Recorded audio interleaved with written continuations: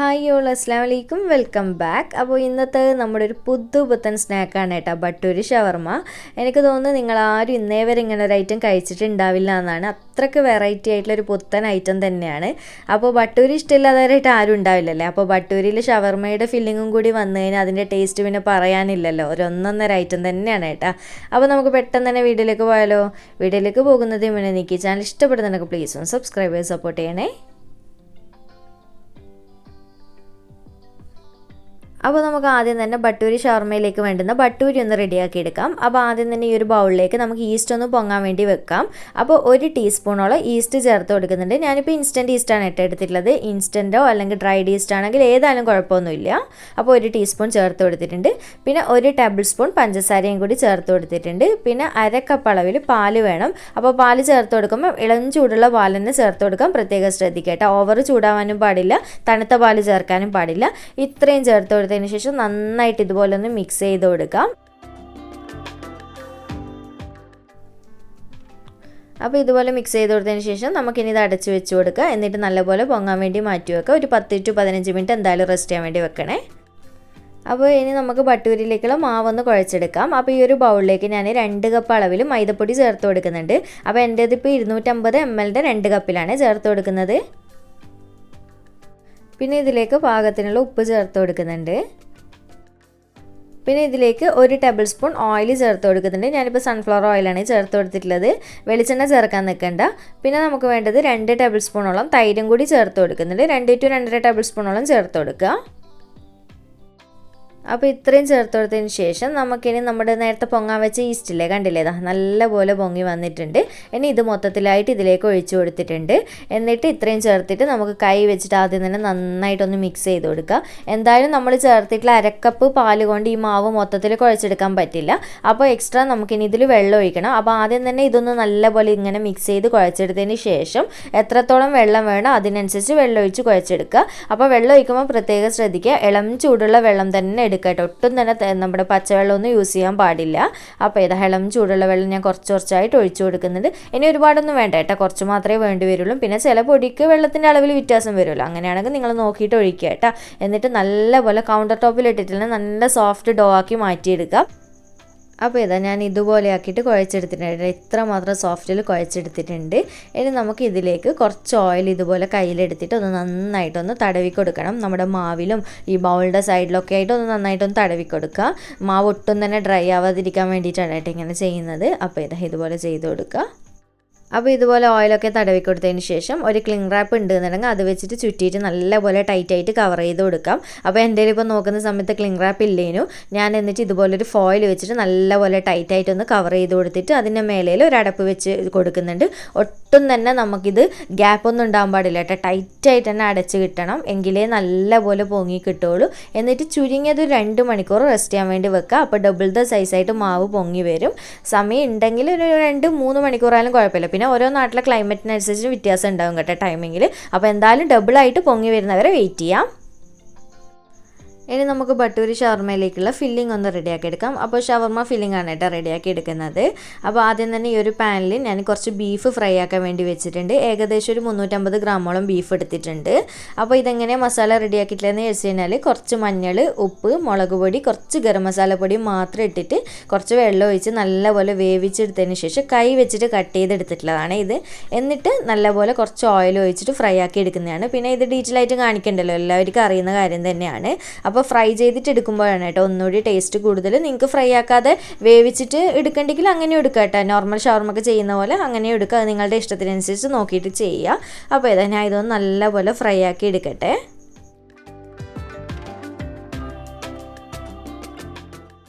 അപ്പോൾ ഇതിപ്പോൾ നല്ലപോലെ ഫ്രൈ ആയതിനു ശേഷം ഞാൻ എണ്ണയിൽ നിന്ന് കോരി എടുക്കുന്നുണ്ട്. അതുപോലെ തന്നെ ബീഫിന് പകരം ചിക്കനും എടുക്കുക കേട്ടോ. ഏതാണോ നിങ്ങൾക്ക് ഇഷ്ടമുള്ളത് എടുക്കുക, കുഴപ്പമൊന്നുമില്ല. അപ്പോൾ ഇതാ ഞാൻ ഇത് മൊത്തത്തിൽ കോരി എടുക്കട്ടെ. അപ്പോൾ ഇത് മൊത്തത്തിൽ കോരിയെടുത്തതിന് ശേഷം നമുക്കിതിനൊരു സൈഡിലേക്ക് മാറ്റി വെക്കാം. ഇനി ഈ ഒരു ബൗളിലേക്ക് നമുക്കിതിലേക്കുള്ള ബാക്കി കാര്യങ്ങളൊക്കെ ചേർത്ത് കൊടുക്കാം. അപ്പോൾ ആദ്യം തന്നെ ഞാനിവിടെ ക്യാബേജ് ചേർത്ത് കൊടുക്കുന്നുണ്ട്. അപ്പോൾ ഇതിനൊന്നൊരു കറക്റ്റ് ഒരു അളവൊന്നും ഇല്ല കേട്ടോ. നിങ്ങൾക്ക് എത്രത്തോളം ഫില്ലിങ്ങിന് കടിക്കാൻ വേണ്ടി ഇഷ്ടമുണ്ട് അതിനനുസരിച്ച് ചേർത്ത് കൊടുക്കാം. ഞാനിപ്പോൾ ഏകദേശം ഒരു 1.5 കപ്പ് അളവിൽ ക്യാബേജ് ചേർത്ത് കൊടുത്തിട്ടുണ്ട്. പിന്നെ ഒരു കുഞ്ഞ് സവാള ഇതുപോലെ പൊടിപൊടിയായിട്ട് കട്ട് ചെയ്തിട്ട് ചേർത്ത് കൊടുക്കുക കേട്ടോ. പിന്നെ ഒരു തക്കാളിയുടെ പകുതി തക്കാളി, ഒരു മീഡിയം സൈസ് വലുപ്പമുള്ള തക്കാളിയുടെ പകുതിയോളം ഞാൻ ഇതുപോലെ കുരുവും വെള്ളമൊക്കെ കളഞ്ഞിട്ട് ഇതുപോലെ പൊടിപൊടിയായിട്ട് കട്ട് ചെയ്ത് ചേർത്ത് കൊടുത്തിട്ടുണ്ട്. പിന്നെ നമുക്കിതിലേക്ക് നമ്മൾ ഫ്രൈ ആക്കി വെച്ചിട്ടുള്ള ബീഫ് മൊത്തത്തിലായിട്ട് ഇട്ട് കൊടുക്കുന്നുണ്ട്.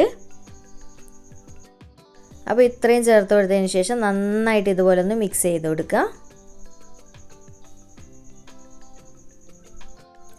അപ്പോൾ ഇതുപോലെ നന്നായിട്ട് മിക്സ് ചെയ്ത് കൊടുത്തതിന് ശേഷം നമുക്കിനി ഇതിലേക്ക് കുരുമുളക് പൊടി ചേർത്ത് കൊടുക്കുക. അപ്പോൾ ഞാനിപ്പോൾ 1 ടീസ്പൂൺ ചേർക്കുന്നുണ്ട്.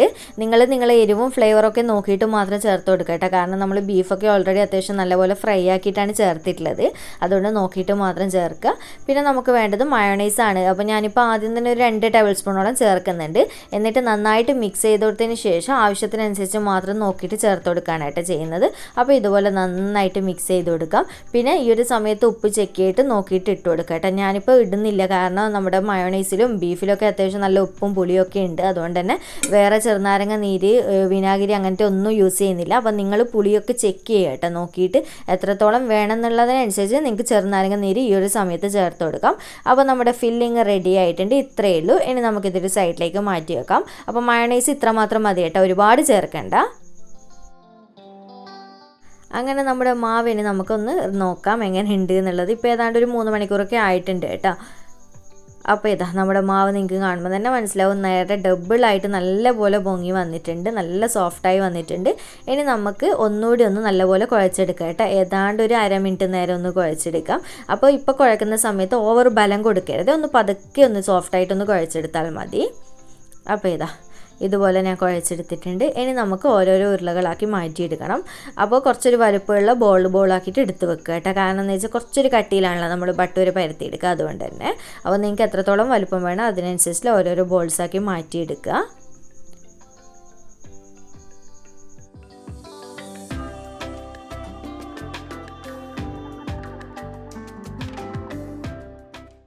അപ്പോൾ ഇതാ ഈ ഒരു വലുപ്പത്തിലാണ് ഞാൻ ഉരുട്ടിയെടുത്തിട്ടുള്ളത്. അപ്പോൾ ഇതാകുമ്പോൾ കറക്റ്റ് നമുക്ക് കുറച്ച് കട്ടിയിൽ തന്നെ പരത്തിയെടുക്കാനൊക്കെ ഈസി ആയിരിക്കും.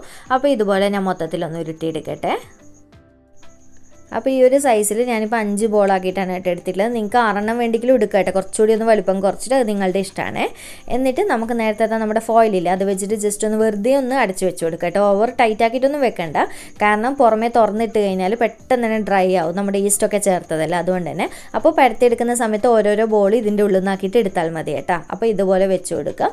എന്നിട്ട് ഞാനിതാ ഓരോ ഉരുളകൾ പരത്തിയെടുക്കാൻ വേണ്ടി പോവുകയാണ്. കുറച്ച് പൊടി ഇതുപോലെ ഇട്ട് കൊടുത്തതിന് ശേഷം നല്ലപോലെ ഒന്ന് പരത്തിയെടുക്കുക.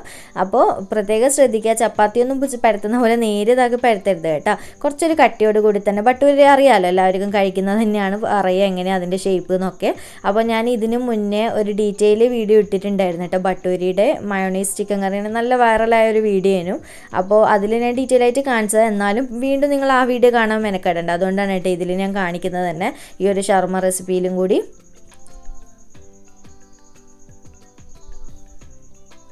അപ്പോൾ ഇതുപോലെ ഞാൻ നന്നായിട്ട് പരത്തിയിട്ടുണ്ട്. ഈ ഒരു കട്ടിയിൽ തന്നെ പരത്തിയെടുക്കുക കേട്ടോ. എന്നിട്ട് ഇതുപോലെ 4 ആക്കിയിട്ട്, ബട്ടൂരി പൊതുവേ നമ്മുടെ നാട്ടിലൊക്കെ ഈ ഒരു ഷേപ്പിലാണ് കേട്ടോ കൂടുതലായിട്ട് കാണാറുള്ളത്. അതുകൊണ്ട് തന്നെ 4 ആക്കിയിട്ട് ഇതുപോലെ ഒന്ന് കട്ട് ചെയ്തെടുക്കുക. അപ്പോൾ കട്ട് ചെയ്യുമ്പോൾ നിങ്ങൾക്ക് മനസ്സിലാകും, കണ്ടല്ലേ, ഈ ഒരു കട്ടി വേണം കേട്ടോ, എങ്കിലേ ബട്ടൂരി പെർഫെക്റ്റ് ആയിട്ട് നമുക്ക് കിട്ടുകയുള്ളൂ. അതുപോലെ തന്നെ നമ്മുടെ ബട്ടൂരി ഷവർമയിലേക്ക് ഇത്ര വലിയ ബട്ടൂരി വേണമെന്നൊന്നുമില്ല കേട്ടോ, ഇതിലും കുഞ്ഞാക്കിയിട്ട് ചെയ്യാൻ പറ്റുവാണെങ്കിൽ അങ്ങനെ ചെയ്യുക. പിന്നെ ഞാനിവിടെ ഈസി ആയിട്ട് പരിപാടി കഴിയാൻ വേണ്ടിയിട്ട് കുറച്ചൊരു വലുപ്പത്തിൽ ചെയ്ത് കാണിക്കുന്നതേ ഉള്ളൂ. അതുപോലെ തന്നെ ഫോട്ടോ ഒക്കെ കുറച്ചുകൂടി ഭംഗിയിട്ട് കുറച്ചൊരു വലിയ ബട്ടൂരിയൊക്കെ ചെയ്യുമ്പോഴാണ്. അതുകൊണ്ട് തന്നെ പിന്നെ നമ്മൾ നോമ്പിനൊക്കെ പെട്ടെന്ന് പണി കഴിയാനല്ലേ നോക്കുക. അതുകൊണ്ട് തന്നെ ഞാൻ ഈസി ആയിട്ട് പരിപാടി കഴിയാൻ വേണ്ടിയിട്ടാണ് കേട്ടോ ഇങ്ങനെ ചെയ്തിട്ടുള്ളത്.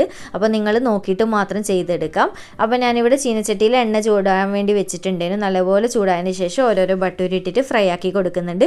പെട്ടെന്ന് തന്നെ ഞാൻ പറഞ്ഞ പോലെ തന്നെ മാവൊക്കെ കുഴച്ച് സെറ്റ് ചെയ്യാൻ വെച്ചാണെങ്കിൽ നല്ലപോലെ പൊങ്ങി വരും കേട്ടോ. നിങ്ങൾക്ക് കാണുമ്പോൾ തന്നെ മനസ്സിലാവും, നല്ല ഉഷാറും ബട്ടൂരിയായിട്ട് കിട്ടും. അപ്പോൾ ഇതുപോലെ പൊങ്ങി വന്നതിന് ശേഷം തിരിച്ചും മറിച്ചൊക്കെ ഇട്ടിട്ട് നല്ലപോലെ കുറച്ചൊന്ന് കളറ് മാറി കിട്ടുന്നവരെ ഫ്രൈ ആക്കി എടുക്കുക. അപ്പോൾ ഇതുപോലെ നന്നായിട്ട് പൊങ്ങി വന്നതിന് ശേഷം കുറച്ചൊന്ന് കളർ മാറി കിട്ടുന്ന വരെ ഒന്ന് വെയിറ്റ് ചെയ്യണം. എന്നിട്ട് മാത്രം എണ്ണയിൽ നിന്ന് കോരിയെടുത്താൽ മതി. അതുപോലെ തന്നെ ഈസ്റ്റൊക്കെ ചേർത്തത് കൊണ്ട് തന്നെ നമ്മൾ പൂരിയൊക്കെ ചുട്ടെടുക്കുന്ന പോലെ പെട്ടെന്ന് ചുട്ടെടുക്കേണ്ട, കുറച്ചൊന്ന് വെന്തോട്ടെ നല്ലോണം. അപ്പോൾ ഇതുപോലെ ആയതിനു ശേഷം നമുക്ക് എണ്ണയിൽ നിന്ന് കോരിയെടുക്കുക. അപ്പോൾ ബാക്കിയുള്ളത് മൊത്തത്തിൽ ഇതുപോലെ തന്നെ ഫ്രൈ ചെയ്തെടുക്കുക.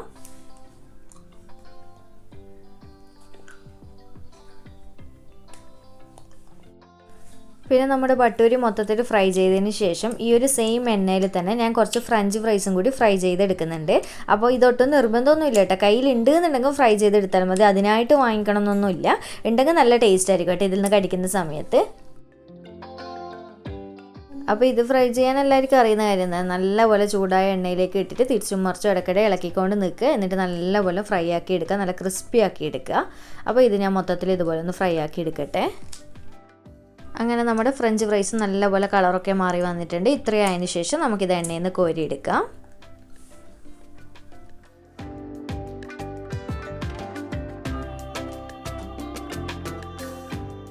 അപ്പോൾ ഇത്രയേ ഉള്ളൂ, നമ്മുടെ ഐറ്റംസൊക്കെ നമ്മൾ സെറ്റ് ചെയ്ത് വെച്ചിട്ടുണ്ട്. ബട്ടൂരി ഫ്രൈ ആക്കി വെച്ചിട്ടുണ്ട്, അതുപോലെ തന്നെ ഫ്രഞ്ച് ഫ്രൈസ്, പിന്നെ നമ്മൾ നേരത്തെ റെഡിയാക്കി വെച്ചിട്ടുള്ള ഷവർമ ഫില്ലിങ് എല്ലാം ഇവിടെ എടുത്ത് വെച്ചിട്ടുണ്ട്. ഇനി നമുക്കിത് ഫില്ല് ചെയ്യുന്നത് എങ്ങനെയാണെന്ന് നോക്കാം.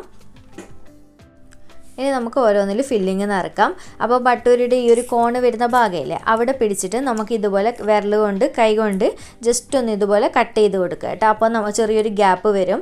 ഇതെന്തിനിങ്ങനെ ചെയ്യുന്നതെന്ന് വെച്ചാൽ ഇതിൻ്റെ ഉള്ളിലാണ് നമ്മൾ ഫില്ലിങ് നിറക്കാൻ പോകുന്നത്. അപ്പോൾ നമ്മൾ കുബൂസ് കട്ട് ചെയ്ത് കൊടുക്കുമല്ലോ, അതുപോലെ ഒരു ചെറിയൊരു ഗ്യാപ്പ് ഉണ്ടാക്കിയെടുക്കുക. അപ്പോൾ വിരൽ കൊണ്ട് ഇങ്ങനെ ഈസി ആയിട്ട് പറ്റുന്നില്ല എന്നുണ്ടെങ്കിൽ കത്രിക വെച്ചിട്ട് കട്ട് ചെയ്താലും മതി കേട്ടോ. ഏതാണ് എളുപ്പമായിട്ടുള്ളത് അങ്ങനെ ചെയ്ത് കൊടുക്കാം. അപ്പോൾ ഈ ഒരു ഗ്യാപ്പ് മതി കേട്ടോ. ഇങ്ങനെ ഒന്ന് കുറച്ചൊന്ന് ഗ്യാപ്പ് ചെയ്തെടുത്തതിന് ശേഷം നമ്മുടെ ഇതിൻ്റെ ഉള്ളിലായിട്ട് സ്പൂണിൽ കുറച്ച് മയോണൈസ് ആക്കിയിട്ട് ഒന്ന് നന്നായിട്ടൊന്ന് ഇതുപോലെ എല്ലാ ഭാഗത്തേക്കും ആക്കിയിട്ട് ഒന്ന് തടവി കൊടുക്കുക. അപ്പോൾ നല്ല ടേസ്റ്റ് ആയിരിക്കും കേട്ടോ ബട്ടൂരി കഴിക്കുന്ന സമയത്ത്. അതുപോലെ തന്നെ ടൊമാറ്റോ കെച്ചപ്പ് ഇഷ്ടമുണ്ടെന്നുണ്ടെങ്കിൽ അതും കുറച്ച് ഈ ഒരു സമയത്ത് തന്നെ ഇതിൽ രണ്ട് സൈഡിൽ കൂടിയായിട്ട് ഒന്ന് തടവി കൊടുത്താൽ മതി. അപ്പോൾ ഞാനിപ്പോൾ മയോണൈസ് മാത്രമാണ് കേട്ടോ ചെയ്ത് കൊടുക്കുന്നുള്ളൂ. അപ്പോൾ ഇതുപോലെ മയോണൈസ് റെഡിയാക്കി കൊടുത്തതിന് ശേഷം ഇതിലേക്ക് ഞാൻ ഒരു 1-2 സ്പൂണോളം ഷവർമയുടെ ഫില്ലിങ്ങും കൂടി വെച്ച് കൊടുക്കുന്നുണ്ട്.